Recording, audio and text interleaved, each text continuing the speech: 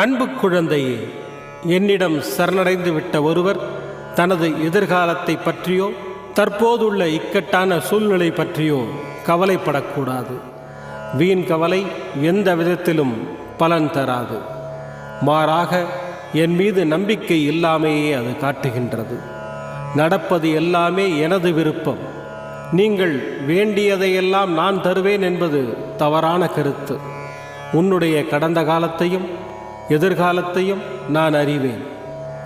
என் குழந்தைகளுக்கு எது நன்மையோ அதை மட்டுமே நான் கொடுப்பேன். கலங்காதிரு, பயப்படாதே. சில வாயிற்கதவுகளை நான் திறந்தேன், உன் மனம் அதை ஏற்கவில்லை. என்னை நோக்கி வேண்டுதல் செய்ய துவங்கிய அந்த நேரத்திலேயே உனக்கு பதில் தரும் வேலையை நான் தொடங்கிவிட்டேன். அதனால்தான் நீ சோதனைகளை அனுபவிக்கிறாய் என்பதையும் உனக்கு பலமுறை அறிவுறுத்தி